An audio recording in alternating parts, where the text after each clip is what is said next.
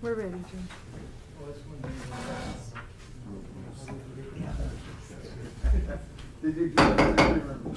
Good morning, it's 9 o'clock, January the 24th, 2022, and our regular Commissioners Court meeting is now in session. First item on the agenda is roll call by our County Clerk, Mary Jane Valdelano. Celica, good morning. Good morning. Good morning, Judge and Commissioners. Judge Rathmo. Present. Commissioner Mendoza. Present. Commissioner Elizondo. Present. Commissioner Solis. Present. And Commissioner Garza. Absent. So we have a quorum, Judge. Thank you. Next item is our Pledge of Allegiance. Please rise for the Pledge of Allegiance. I pledge allegiance to the flag of the United States of America and to the republic for which it stands, one nation, under God, indivisible, with liberty and justice for all. Item number 4, communications. Let's see our fire chief in the audience. Good morning, Chief Ariana. Morning, Chief.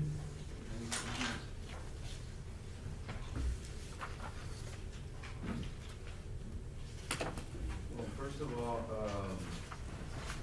Commissioner Garza, he told me to let you guys know that his wife did test positive. I know that's supposed to be confidential, but he wanted me to advise you guys in Commissioner's Court. And he got tested, but he's awaiting results, so he thought it was best just to wait and not show up until he gets his results, because his wife came in positive yesterday. I'm gonna first of all give the status report for the doses given at the community center on behalf of the fire department and emergency management. Total Moderna vaccines given since last Commissioner's Court, January the 10th, was 156. 150 of those 56. First doses were 8, second doses were 8, and boosters were 150. Total 156. And testing. That's the main thing right now. Available testing sites in Zapata County for the residents as of now. We're still waiting on Curative. Curative is still waiting on test kits. That seems to be the problem everywhere. Making sure they get those test kits, and there is a shortage. So they're still having issues with. They have not gotten the test kit. They have the team ready. They have the site ready. They're just waiting on test kits. They had told me that hopefully they would be down by this past Friday, and unfortunately they did not get the test kits. But as soon as they do get them, they advise me that they will be testing every day, Monday through Sunday. That's the schedule, from 8 a.m. to 6 p.m. Chief, I know that Easy Testing has administered 1,280 tests. Yes. Which that's really good. And they're there today, but they only have the PCR tests. Not the rapid. Not the rapid. They advised me this morning that they might get them by Tuesday or Wednesday, but like you said, they're having trouble getting shipping here to Zapata. Well, everywhere. Yes, I think our numbers might be a little bit wrong, Commissioner. I was gonna mention that as well, the numbers for them. But before I do mention that, the availability for testing in Zapata, aside from the clinics, but the clinics, as we mentioned before, those are, some do charge, and the other ones, it's based on by appointment, but you would have to see the nurse practitioner or the doctor in order for them to test you, but they're gonna determine whether you're gonna get tested or not. It's not one of those like easy testing or the ones we did at the community center where you just walk in to get tested and no appointment needed. So we have our medical clinics and easy testing at the Lions Club and Zapata Primary Care with the assistance of us in the Sheriff's Office at the community center, but that's pending availability as well as easy testing. Easy testing started every day, but then I believe it was last week they didn't test for like 2 or 3 days because of the same reason. So I did not put a schedule as far as what days they will be testing or what days we will be testing with Mary Platter, because we are scheduled to test tomorrow, but I'm still awaiting to see. Of course, and Daniel's Pharmacy is providing those tests. Yes, Daniel's and Pharmacy. we want to thank them for that. Of course. I did speak with them, communicate with them, and they should have an answer by this afternoon, whether they'll have some test kits available. So hopefully they'll bring them in. And that's why I'm saying that we cannot say for sure we're gonna test tomorrow until we get those test kits on hand. But that's the schedule. We're supposed to be testing tomorrow. Gateway, of course, reached out with Gateway, and Mr. Lopez is very generous. And Gateway will be providing the at-home kits for foreseeable future. So we should get another allotment this week, and I guess, I think maybe the fire department might be the best place for them, for folks to pick them up once we have them on hand, and I don't know where other place you think it'd be suitable, Dan? I could definitely, try and plan that out to see how we can get them and make sure we kind of divide them and make sure like San Ignacio, Chihuahua, Sure. Peña, Falcon, get them, I can get with the commissioners and see how we can arrange that and, make sure that we offer that to them as well. Sure, and I think we're just getting, some information, Yes. for those kids, if it becomes necessary for us to provide information Yes, sir. further down the road. So Chief, I know that last week, at the community center, y'all were passing out those self-administered tests? Yes. Is that gonna be the new norm, or those were just a certain shipment of tests? that That's came in? what the judge was So mentioning. those are the ones from Gateway? Yes, he had made Okay. the judge made calls, with, CEO for Gateway, Elmo Lopez, and they were gracious enough to give us the 450 at-home self-test kits, and those came out, we were expecting the ones we were gonna test, but we did not know they were the self-test kits until they got there that morning. So then we decided, since I made a call to DSHS and made sure that we can open them up and us administer the test, and we're not allowed to do that. So Okay. that's why we made the decision to just hand pass them out. So, but those don't get reported, correct? Those don't get reported. Okay, those are just for more like a peace of mind, if you test positive, you stay at home, quarantine? Exactly, you follow the same steps, but Commissioner Elizondo had reached out to me as well as far as those home test kits, the ones that they sell at CVS as well. If they get reported, do they have to report it? And the answer is no. No. The answer is no, and the way they go about it is normally, the way it's supposed to be, you test yourself with a self-test kit at home. If you do end up positive, you're supposed to go with your healthcare provider, and the norm is that they will test you again, and that result will get, reported. So if they do see their healthcare provider, eventually it will get reported. And aside from the 450 that were issued out on Thursday, we did with, Mary Plattner and Daniel's Pharmacy provided the test. We did 601 test kits and easy testing from 120 till today. I have 1,458. It's a little bit more than, I believe you mentioned how much, Commissioner? 1,200. Yeah, that's what Josh told me this morning, but maybe these numbers. Yes, Yeah. so I have 1,458, so that's a total of, well, and this is, That's better. and well, I'm sorry, this is since January the 10th to today, Yes. 2 weeks. So it was a total of over 2,500 tests, more or less, with easy testing, Zapata primary care, and the 450 that we issued.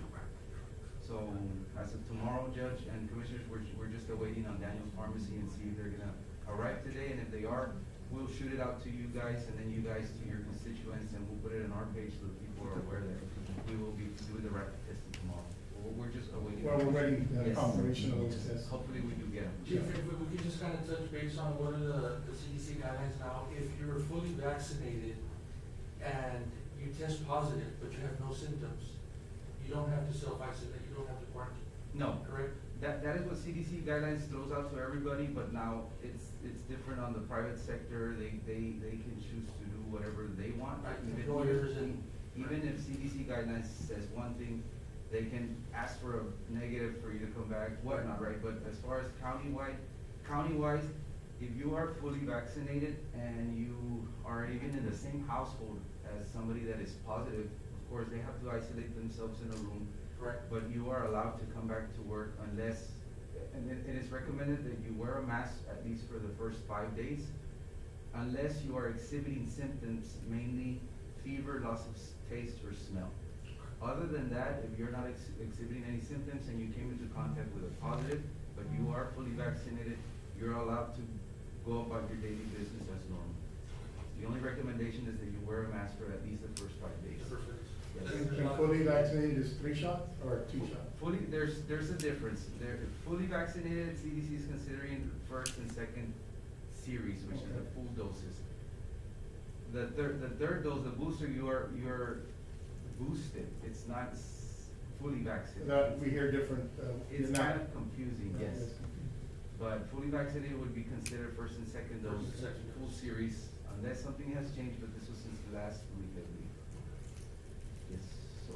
I think clarify that because there's a lot of confusion. Yes. On that, whether they have to stay home, whether they can go out. There's a lot of people that are fully vaccinated with the, the full series are not exhibiting symptoms, so they don't know if they have to stay home or they can just go about their business. They can go about their business, like I mentioned, it's just recommended that you wear a mask at least for the first 5 days.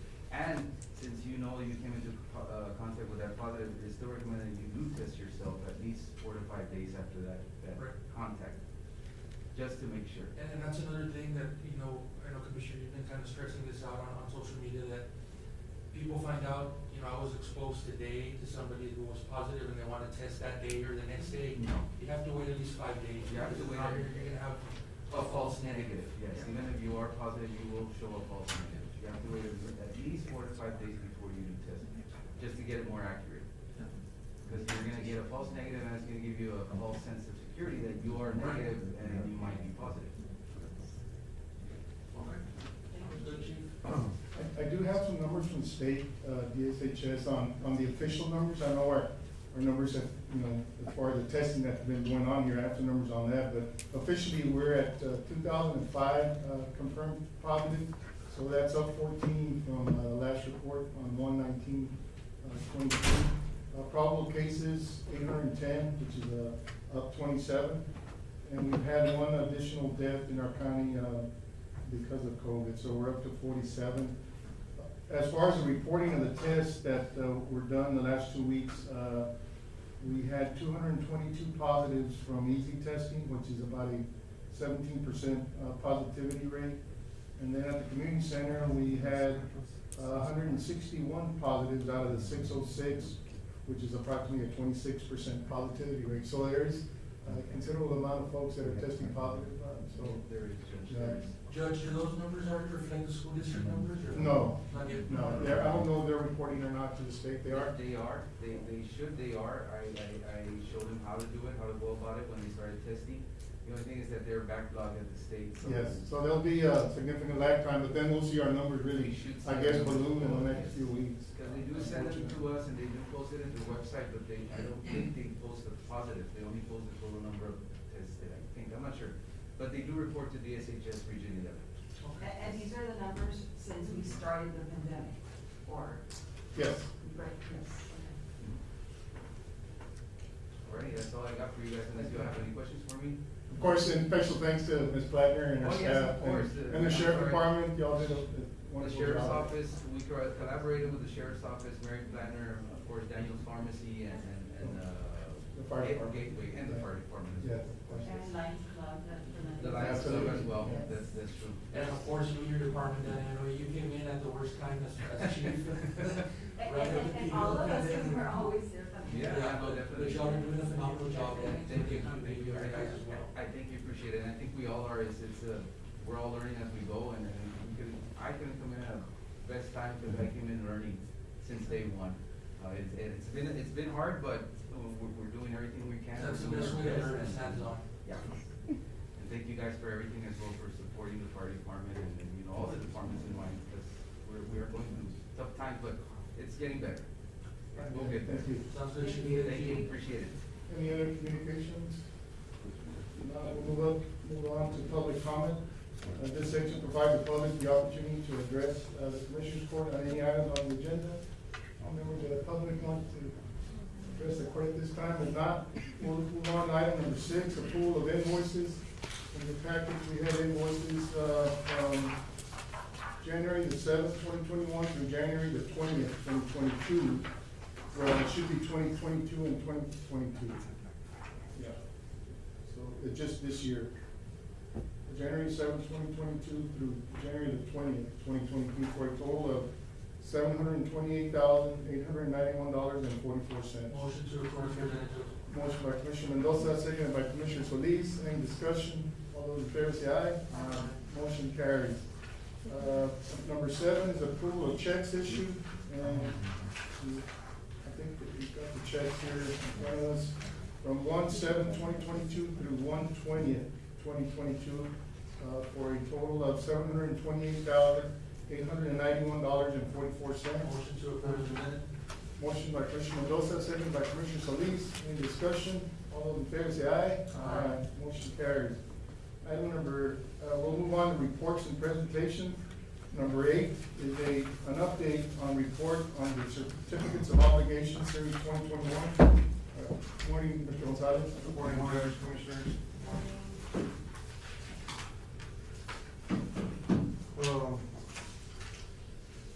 There should be in your packet a sheet that says Certificate Obligation Series 2021.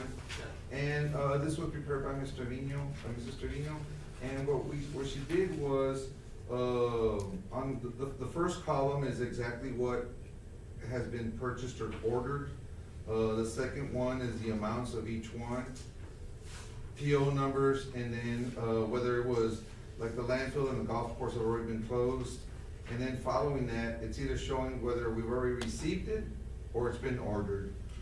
In talking to Mrs. Trevino, the things that have been ordered are either gonna begin here March and April, with none of them really being later than June. Okay. On the heavier equipment, I think we were originally quoted, June or July, Okay. like for the gravel trucks, the dump trucks and Well, the back. the gravel trucks we might be getting in March. We might be getting, I know Okay. they're gonna be getting to the dealership around, March, so shortly after we should be receiving Okay, those. well, that's better. Like, Which- the production lines are moving along. Y'all are gonna have to eventually discuss with the gravel trucks, how y'all are wanna divvy those up. Yeah. Okay. I don't see the sheriff's department cars here. We're putting them, we ordered 6, or we paid for 6, but we're putting them under the grants right now. We haven't paid for them though, right? No. Okay, yeah, well, let's hold off on payment till, I think, till all 11 come in, and then hopefully we can, Well, have actually, those we done. did pay, we did They pay did 6. submit for 6 vehicles. Well, we don't pay them yet, because Through we're the gonna have grant. problems getting them through the grant if we do. Oh, I okay. have been pretty specific with the sheriff on that. Okay. I'll talk to Joe Peña right now. But we haven't paid them out, right? No. He submitted the POs for payment on those vehicles on, was it, I don't remember if it was We Wednesday need or to make sure Thursday. that we don't I'll get ahead of right. ourselves on that one. Yes, okay. So we have to wait for the grant to be able to pay. I think once it's approved, we're certainly working hard to include those vehicles in the grant, so I don't wanna complicate things by paying them and say, okay, we already bought them, but we still want the money, so. Yes, yeah, I see what you're saying, yes. It won't Let work. me call him right now. Okay. All right, thank you. Thank you, Mr. Gonzalez. Thank you. Item number 9 is a presentation on the annual Agrilife extension report. Good morning. Good morning, Judge. Good morning.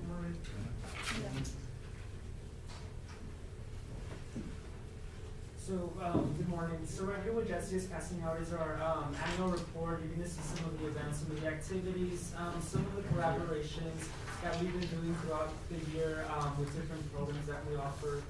Right now Jesse's just gonna give you a little, like a little run through of what we've been doing with our community. It's crazy, Jesse, because it seems like you just did the 2021, not too long ago.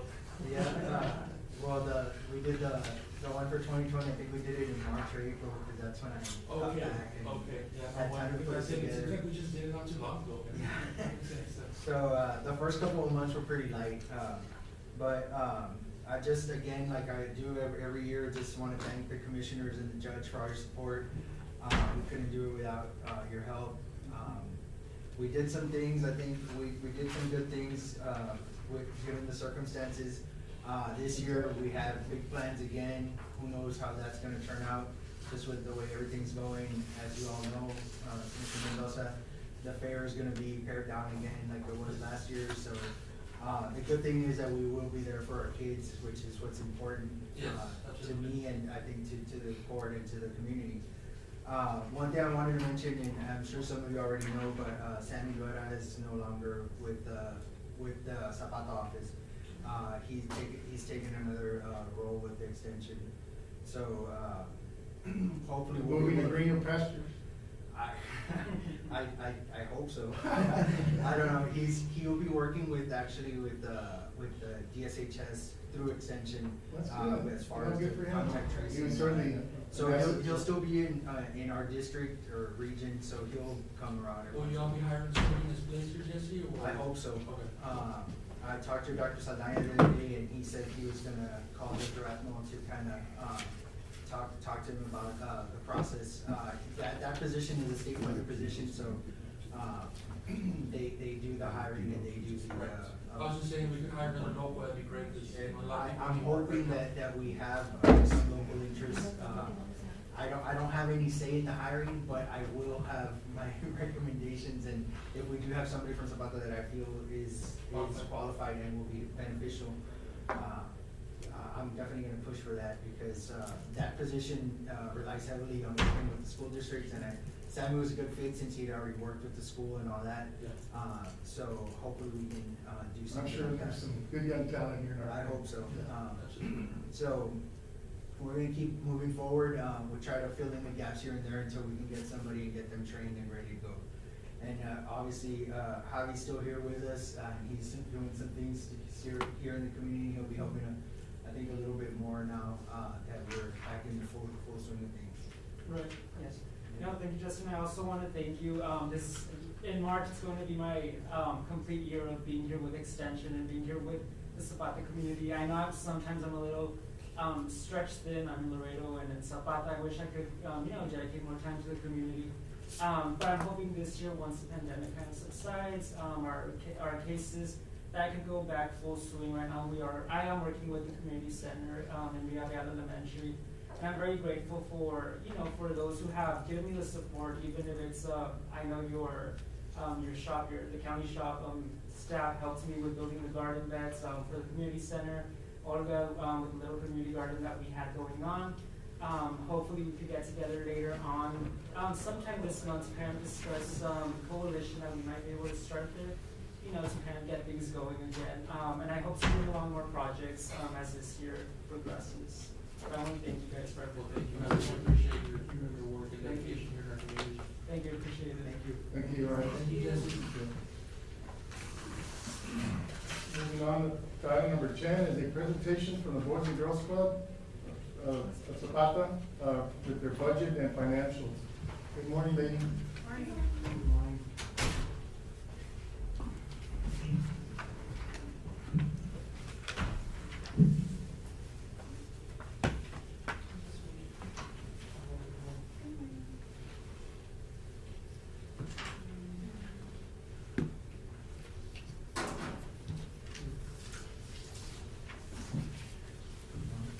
Good morning, everyone. Nice to see everybody. It's been a while that we've been by. We're here. We're just gonna go over the review of what we went, or what we did, and what we successfully accomplished this past year.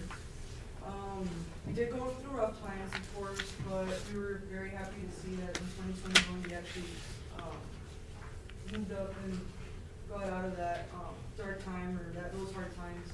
So throughout the year, 161 members registered. We were really happy about that, of course, because of the closure that we went through.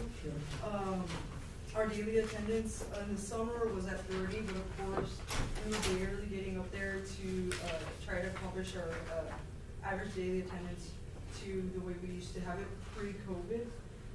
Average daily attendance did go up through the school year. It went to 71. And reason being, at that time, numbers did go down, so we saw an increase in membership and registration, so I was really happy to see that new faces, old faces of our members to come back. Meals and snacks, we did give out 29,680. We're really happy that we were able to accomplish those numbers, especially during the time that kids, families that were in need. Especially the times that, of course, when meals or the hard times that parents had, finding ends meet and all that. So it was I was really glad to see that we were able to help so many youth in the community. Snack bags, we gave out 5,720. Now in these numbers, we do include Sunny National, so it's a combined numbers. So we're able to give out here and in Sunny National. So we're really happy to be able to provide that. Is that average daily attendance? That's kind of with the COVID restrictions, I guess? Yeah, kind of, sort of. Yeah, we were, in the beginning, we were at 45%, I believe. Okay. And then we went up a little bit. We started allowing A few some more. kids come in. Yeah, because we had a lot of parents that But now, on a waiting I guess list. there's no COVID restrictions? There State- isn't, but we've noticed right now because numbers have gone up, we have noticed a little bit of decline, but what me and Ms. Mona decided to do was the registrations that we had, like let's say this past year, we're kind of holding off on new registrations because if we have a lot, like majority of these kids, like the 71, if they come back, we're gonna be like full house. So it's been a quite of a journey, but we're happy to be able to serve those kids and those parents that are in need because we've had a lot of parents whenever, well, we had to shut down this week just to take precaution, but we had a lot of parents asking when we're gonna be open again. So we admire that we are there to help those families and kids. So, and the events, me and Ms. Mona, we followed CDC guidelines, we followed precautions, but our main goal throughout the years is just to break away the kids from worrying about, especially COVID, especially stress. We've seen how it affected them stress levels. So we try to do events and you know, little small things for them at the club to break away from that. So through the year, we in March, we did have the Purple Lemonade sale to promote epilepsy awareness. Now, we do this to promote epilepsy awareness for a couple of kids that we have in our club. One of my kids, well, one of my daughter is one that we also raise awareness for. So I'm happy to see that I can include her also, even though she's unable to participate at the club, but it's good to have her be part of it. That's You know what I great, mean? that's great. So in April, we were able to give Easter baskets with the help of Mr. Salinas. He got us some Easter baskets and we had about maybe 200 and some, and with goodies, and we were able to give a drive-through baskets to the kids. In April, we are starting a new awareness is the Child Abuse Prevention Month. In June, we did something different and we wanted to show our appreciation for our RSL garbage. It was Global Garbage Day mandate, so we were able to give out cards and some sweets to them at their office. We did a flag raising ceremony with the help of Daniel Pharmacy. They donated a flag, and we got all the local law enforcement, sheriff's department, fire department. They were all able to go and be there to witness our flag ceremony. So it was really, really nice to see that. Back to school, we did give backpacks to the kids. In September, we did prepare and sign poems for our local sheriff's department, fire department, border patrol, state troopers on Patriots Day, just to show our appreciation for the work that they do every day. In October, we did our Halloween trick or treat. I was kind of standoffish at first because of the fact that COVID and all that, but it was a pretty good event. We took precautions. Everyone that went had their masks on, and it was a smooth, exciting, and fun time during Halloween. Also, we did something different and new this year. In December, we did robotics camp and partner up with Sergeant Mireles. He came by with JROTC. They had 2 robots and obstacle courses for the kids to do. So we were able to get about maybe a good 12 kids to participate. So it's something new that we might pursue and budgeting in for robotics club at the club. So, and then in December, we did give gifts away with the help of Daniel's Pharmacy and IBC Bank. They donated, and we were able to give like 480, close to 500 gifts to kids, and books.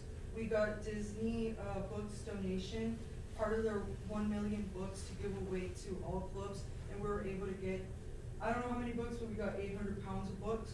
So we were able to give books out to the kids and the families. I'm a big pusher for books. I love books and I love to give away books.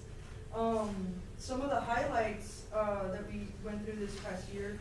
Oh, I didn't see that. Did you have that? Yes. In May, I received South Texas Administrator of the Year award. I was kind of hush about it, but I posted it on our Facebook page, but I'm not really big on what is it called, sharing or recognition or being out there in the limelight. But it was really nice to see that our hard work, is noticed. It's awesome. Yes, thank you. And then in May, of course, we did our Mother's Day cards. in June, we did our youth crafts for the Father's Day. 4th of July, we did snow cones for the kids. Also in July, we completed the Too Good for Drugs program offered with Behavioral Health Solutions. We partnered up with them. I'm really happy that we were able to bring them by because they did a lot of activities and positive information for our kids during this time. So it was really nice to have them come by. They've come by throughout the year. So we're really happy to see that. Of course, and we prepared little goodies and stuff for our members of the club. And also in November, we had Dino's Pharmacy donate 4 turkeys in families in need. So we already kind of had an idea of what families to give to. So we gave those turkeys to those families. And of course, we just have pictures in here. If you guys want to go through them. All the smiling faces, all of our activities, all my kiddos there being supportive. I'm the clown right here for Halloween. So if you see that, that's me. You were undercover. Yes, I was undercover. A lot of kids got scared. A lot of kids liked it. Also, I really want to part of Behavioral Solutions, Dental Quest, Sammy with the Aggie cultural. They came by. We did the backpack giveaway, and it was a great event because the kids really enjoyed it. So it was really nice to see that. And I think this was the first event we did back. Like all the kids were able to get stuff, and that's the first in person. So there's a lot of pictures in here. So it was really nice to share these memories with our kiddos. Yeah, we went over the attendance in the beginning, so it's been the same. We're going through little trial and errors, but we've been doing pretty good. Keep moving along. Yeah. Yeah, so it's Thank you for all the work you do. Thank you. I think, so the financials, will you, please somebody presenting the financials? Well, what we brought to share, as part of the new requirements, is we do receive funding. Okay. And we are greatly appreciative of all the support that the county gives the club. But we just wanted to provide you, this is our audited financial Yeah, statement. that's very nice, yes. So we wanted you guys to be able to see in depth, just a snapshot or of the club. Maybe it's a question for the board. Do y'all know that there's a tax lien on the Boys and Girls Club for non-payment of tax? It was filed,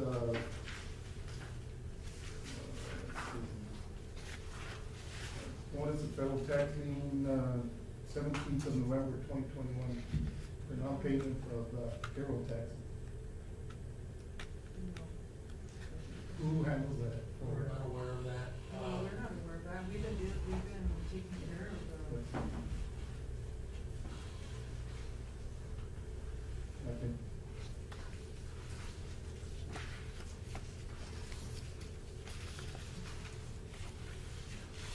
Has the 990 for 2020 been filed? Okay, I wasn't able to find it. Yeah, that's actually handled by the CPA that does the financial statements. Yeah. We'll take care of it. Also, I know a few years ago, the land and the building was acquired by the county, and I think we helped with some balances that were due. On the 990, it's still showing as an asset. I think we need to correct that moving forward. Certainly that land and the building belong to the county, so we need to account for that and not include it as part of your assets.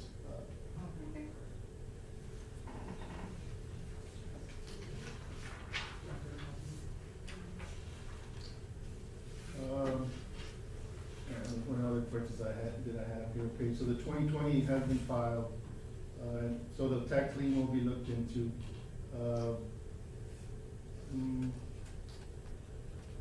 And the asset of the building. I want to make sure that, I guess we can do that through the county clerk's office, make sure that that county, the land and the building has been transferred to the county as was agreed. I'm pretty sure it has. PPP loans, are those been taken care of? And you're able to utilize those funds, I guess, out there. So, Do you qualify? I do see an increase in liabilities from year to year. Is there a reason for it? Are y'all acquiring some debt? Or, no, it didn't show on your audit statement, but I just want to make sure, because on the 990s, it does show that liabilities increased substantially throughout the years. Do y'all travel a lot? No. Because your travel budgets on your 990 show that from 7 to 14,000, depending on the year, that is being allocated for travel, and so that kind of caught my eye. Okay. Do they include the use of the fuel? Is that where they allocated for the USDA program? Do they put it on the travel line? It could have been, That that's, might be it. Yeah, cause that's the most travel we've done. Yeah, the most travel we do yeah, is so for. I just wanted to see that's certain explanation. Yeah. Okay, well, thank you. Awesome. All right. Thank you, ladies.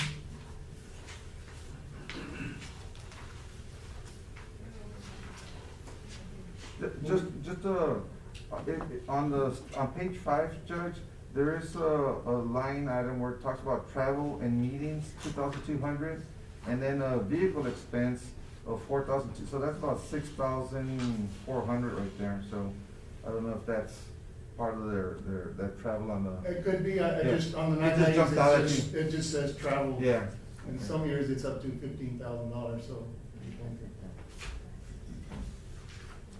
Since the county, I guess we are the major funding source Yes. for, I think, these questions. Yes, the merit, yes. We'll move on to the action items. We'll deliberate and consider action item number 11 is to approve lease agreement between Zapata County and Merit Energy for the use of county property on Oak Street. We, as you know, we entered into a real estate lien note with the golf course. Part of the property included a commercial tract. We created a building and a yard. I asked the representative from Merit Energy to provide me with a list of the agreement, and they did so. I did forward it to Mr. Figueroa. He's not here today. I haven't had a chance to see if he has renewed it. Basically, the lease was a monthly lease for 12 months, renewable every year, at a cost of $2,500 monthly. And sir, they've already made, it's an ACH payment that the company makes, so January, even though it already belonged to the county, had been made to the Ramirez family. To the previous owners, I have advised them that we should get reimbursed for those monies. But I think we need to take action on this so we can get an agreement in place and have the monies come directly to the county. If y'all are in agreement with keeping it the same $2,500 a month or increasing it, the other clauses, Mr. Figueroa can advise us on what is acceptable or not. But we do need to move on this. And this is an annual agreement, auto renewed every year, Judge? It's renewed on a monthly basis, every year, every January. So yeah, it's on a monthly basis, the contract, but it is renewed every year. Okay. Motion to approve it at $2,500 a month. Motion by Commissioner Mendoza, seconded by Commissioner Solis. Any discussion? All those in favor say aye. Aye. Motion, I'll have Mr. Figueroa review the contract, the clauses, make sure that any language that is not beneficial to the county be removed, and then I'll forward it to Merit Energy for their final approval. Item number 12 is to approve lift station invoices for the wastewater department through the Certificate of Obligation Series 2021. Yes, Judge, we had allocated from the certificate of obligation, $100,000, and this is for lift station repair. So we could approve, payment on that. Mr. Trevino, compiled this sheet with this, repair summary that totals $74,631.41. And this is all of it?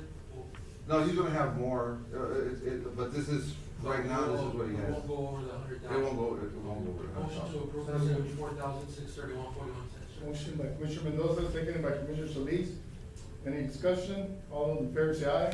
Aye. Motion carries. Also, Judge, I did talk to Mr. Peña, Yeah, I see the sheriff. Yeah, the checks are here, so afterwards, after the meeting, if we could discuss, make some calls.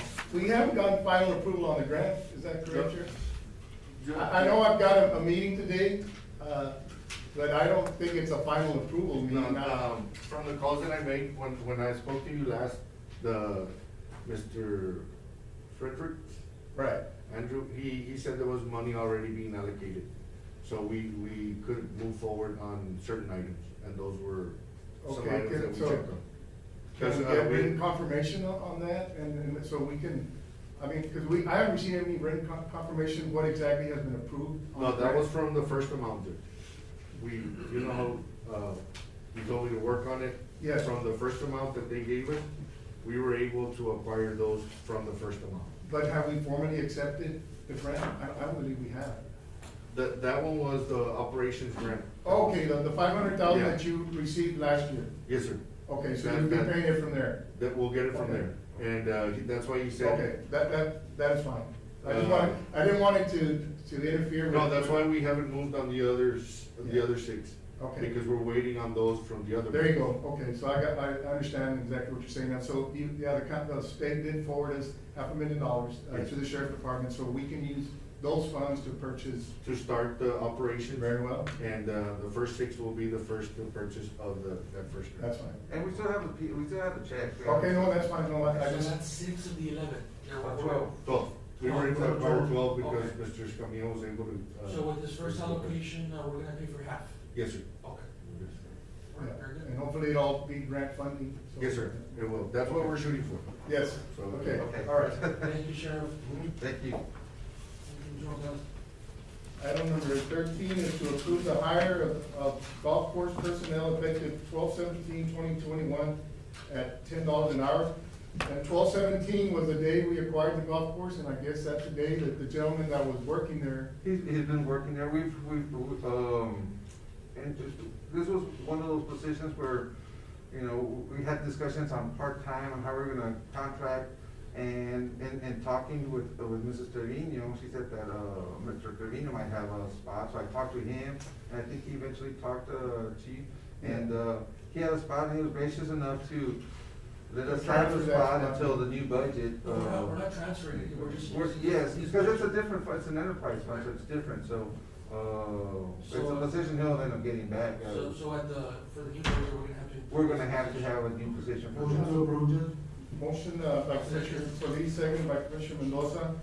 I have had discussions, because apparently there's two, I guess there's two personnel that are needed, two maintenance on a daily basis. The school district, and I've had discussions with them, of course, they were committing $35,000, I believe, in golf fees to the previous owners. And there are discussions to where maybe instead of, you know, bringing those $35,000 to the county, continuing those 35, they might bring some personnel from the school district to man that second position, and we won't have to hire. I mean, it's kind of the same thing, but maybe it will be something that we may bring for Something to consideration. consider. So, yeah, because apparently there's a need for two maintenance workers there on a daily basis. Well, what happens also there, Judge, on our days off or weekends, like Saturday, our gentleman now, he'll be working Monday through Friday, 8 hours, the 40 hours. We don't have money to pay him overtime, so on Saturdays, they're gonna need somebody to come in and. So we'll be working on an Yes. MOU between the school district and the county. Of course, they were making those payments to the previous owners, and see how we can facilitate and continue those payments, or if they wanna bring in personnel, that might be something we may Yeah. consider. So those are the options we're And they discussing. won't consider in addition to, Judge? And in addition, well, I don't know, I mean, for now, it's just like an evens, either give us the monies or bring in personnel. So we'll see, I mean, no decision has been made on it. Yeah, We've just had discussions Just brainstorming. and bring to the court to see, but either way, I don't think the commissioner, your personnel are not gonna have to be there on a daily basis. That's kind of the idea, right? You've got other duties, your guys have other duties, so I think if we. It is what, 60 acres? The golf course is on 60 acres? Well, I think almost 80, yeah. So, It's a big property. yeah, so we'll be working on that and, Yeah. Just- Just something to discuss. Also, Judge, for the record, this is gonna be Fund 80s, slot 20. Okay. So he'll be At getting. $10 an hour. So, this employee will be getting full benefits? Yes, he'll be a county employee. Okay. Motion to, I think, we already made the motion, so we can go second. Okay. Thank you. Anything else? Motion by Commissioner Solis to adjourn, second by Commissioner Mendoza. We are now adjourned.